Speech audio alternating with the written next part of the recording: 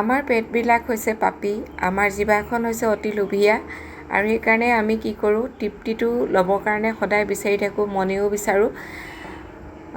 আজি ঘৰতে বিৰিয়ানী বনালোঁ, যিহেতু আমাৰ পৰিয়ালৰ সদস্য বহুত বেছি, 10-15 জন হয়।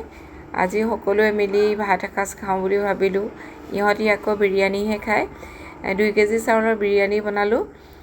পূৰা পেট ভৰাই খাইছে সকলোৱে।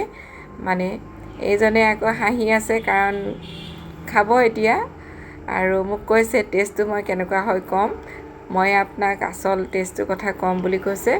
আৰু এইফালে আমাৰ হৈছে ৰজা, খাদ্যৰ ৰজা মানে এখেত আমাৰ ঘৰৰ চবতকৈ সৰুজন আৰু এখেতক এৰি খাব নোৱাৰি, মানে বৰ দিগদাৰ কৰি থাকে কিবা এটা খুৱাওক বুলি। দালি বনাইছিলোঁ, দালিখিনি কোনেও চোৱাই নাই। আমাৰ বাইদেউ, এইজন আমাৰ দাদা, এইফালে আমাৰ খুৰীয়েক, এইফালে বৰমাক, মানে গোটেইখিনি দিয়ে আছে। কৈছে আজি কিমান খাই লওঁ আৰু হেঁপাহ পলুৱাই ইহঁতক দি দিছোঁ, লগতে ময়ো বহি দিছোঁ খানাত। যিহেতু ইহঁতৰ লগত খানা খাই টেষ্ট আছে, ইহঁতেও মানে ধেমালি কৰি খাই থাকে।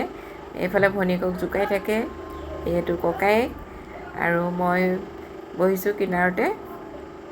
ময়ো খাই চাইছোঁ, নিজে বনাইছোঁ যদিও কেনেকুৱা খাই চাইছোঁ, ভালেই লাগিছে যেন পাইছোঁ কাৰণ সকলোৱে টেষ্টিৰে খাইছে।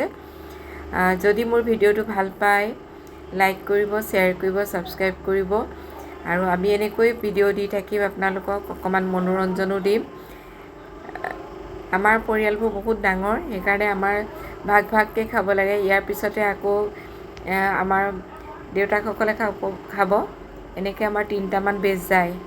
ধন্যবাদ।